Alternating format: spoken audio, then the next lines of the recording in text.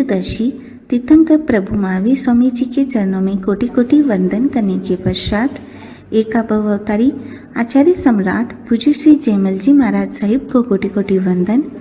जय गजाधिपति 12वीं पट्टदर आचार्य प्रभु श्री पार्श्वचंद्र जी महाराज साहिब, अप्रमद साधक उपाध्याय प्रभु श्री गुणवंत चंद्र जी महाराज साहिब, एसएस जैन समनी मार्ग के प्रारंभकर्ता पूज्य गुरुदेव डॉक्टर श्री पदम चंद्र जी महाराज साहिब आदि सभी गुरु भगवंतों के चरणों में कोटि कोटि वंदन करने के पश्चात गुरुदेव श्री की आज्ञा से आत्मा बंधुओं स्तोत्र जिसके अंदर 48 गाते हैं और एक एक गाथा के अंदर एक एक श्लोक में 4 लाइन्स है और एक एक लाइन के अंदर 14 अक्षर है। देखिए ये रचना कितनी सुंदर है और इसमें जो भी पोइट्री फॉर्म जो किया गया है वो भी कितना महत्वपूर्ण है, कितना सुंदर है। यहाँ पर अक्षरमाला छंद का उपयोग किया जाता है जिसमें अक्षरों के जो होते हैं उसका वो देखा जाता है और उस अक्षरमाला छंद के अंदर भी आपको ये देखने को मिलेगा कि ये वसंत टीका के अंदर ये छंद लिखा गया है और उस वसंत टीका का नियम होता है कि प्रत्येक लाइन के अंदर 14 अक्षर ही होंगे। ये पूरा भक्तामृत स्तोत्र जिसमें 48 श्लोक है और हर एक श्लोक में जो 4 लाइन है, हर लाइन के अंदर आपको 14 अक्षर ही मिलेंगे। एक में भी 13 या 15 अक्षर नहीं मिलेगा। जैसे आप भक्तामृत स्तोत्र का प्रथम गाथा भक्तामृत प्रणत मोली मणि प्रभाना, इसमें भी आप देखना भ एक अक्षर क और त साथ में मिला, या आप नीचे देख सकते हैं स्क्रीन के अंदर पूरा एक एक अक्षर। ऐसे फर्स्ट लाइन के अंदर भी 14 अक्षर मिलेंगे।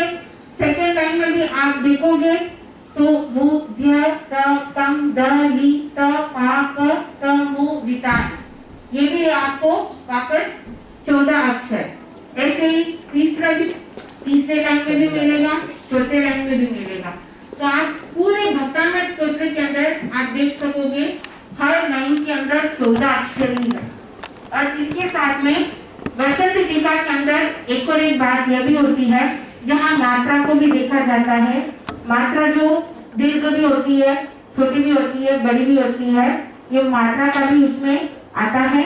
और इसके साथ में ये स्तोत्र के अंदर अलंकार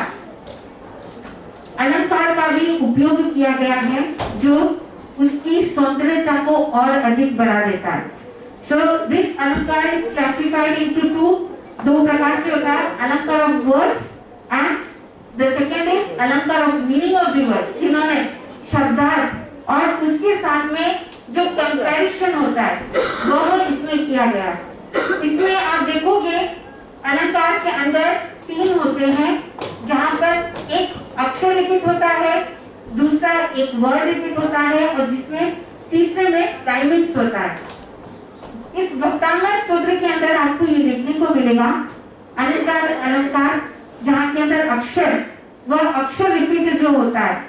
जैसे हम 23वीं गाथा के अंदर हमको देखने को मिलता है त्वामा मनन्ते मुनय परमं पुमांसः, जहाँ पर म का जो शब्द है वो रिपीट होता है। वैसे ही प का जो है ये 36वीं गाथा के अंदर भी श्लोक के अंदर मिलता है जहाँ पर आपको देखने को मिलता है पुण्येंद्र हे मानव पंकज कुंज कांति। देखना कहाँ पर कितनी बार वहां पर तो अक्षर आता है। पल्यूल सन्नक मयूक शिपाभिरामो पादोपदानि तव यत्र जिनेन्द्र धाता पद्मानि तत्र विभूता परिकल्पयन्ति। यहाँ पर भी प आता है। तो ये रिपीटेशन अलंकार जिससे और काव्य की और सुंदरता बढ़ जाती है। और दूसरा उसके अंदर ये भी आता है शब्द जो रिपीट होता है, जो भक्तामृत की 26वां श्लोक है जहाँ पर रिपीट जो वर्ड होता है तुभ्यम। 4 लाइन में अंदर आपको तुभ्यम शब्द देखने को मिलता है। तुभ्यम नमः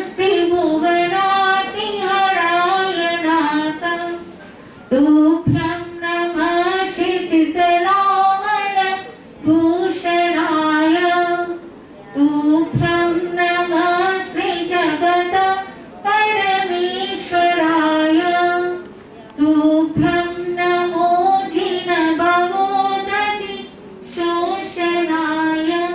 सब में तुभ्यं तुभ्यं शुरुआत के अंदर ये ऐसे मिलता है और राइमिंग्स में मिलता है, जहाँ पर लास्ट वर्ड में आप देख सकते हैं इस श्लोक में अम करके सनिधम भाजम और कारम, जहाँ पर अक्षर में लास्ट में राइमिंग्स भी मिलता है।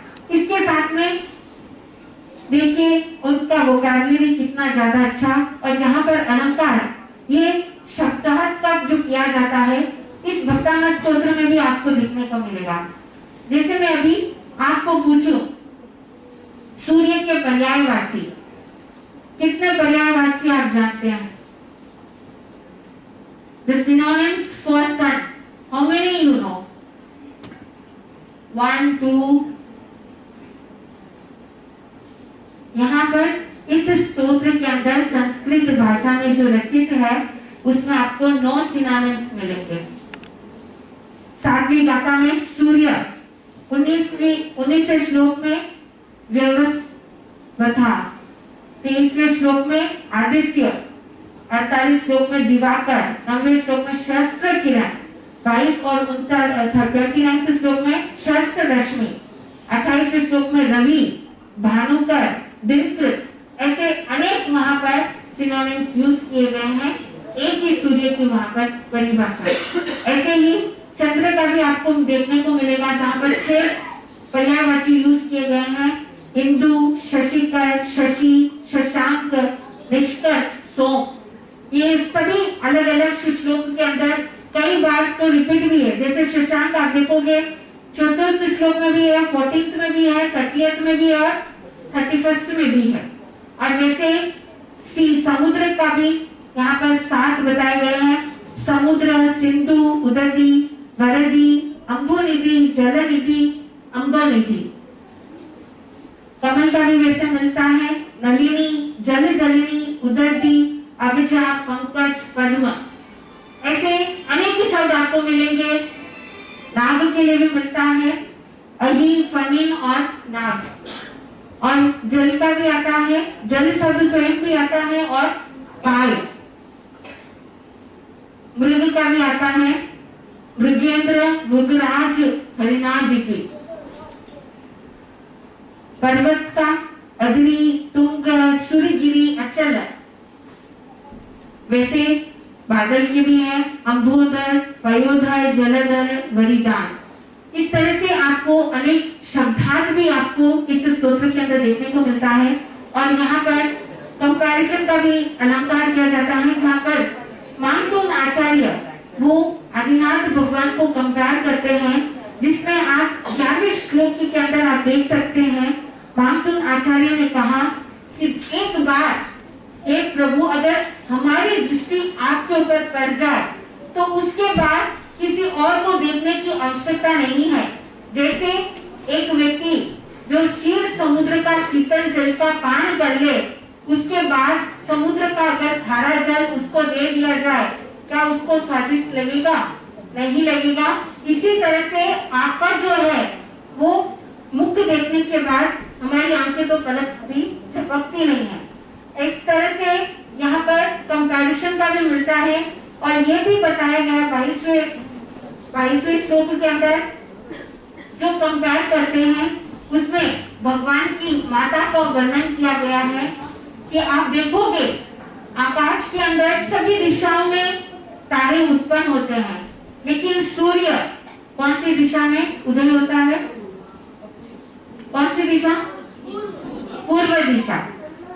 The sun rises in the east। क्या कोई दूसरी दिशा से आता है? तारे दूसरी दिशाओं में हो सकते हैं, लेकिन सन तो सूर्य तो एक ही दिशा में। ऐसे अनेक माता होगी जिन्होंने अनेक पुत्र को जन्म दिया होगा, लेकिन आपको जन्म देने वाली वो माता वो एक ही है जो ऐसे प्रतिमा धारी आप व्यक्ति को जन्म दिया है। तो इसमें ऐसे अलंकार सही ऐसे स्तोत्र की रचना हुई है जिसके पठन पाठन से अनेक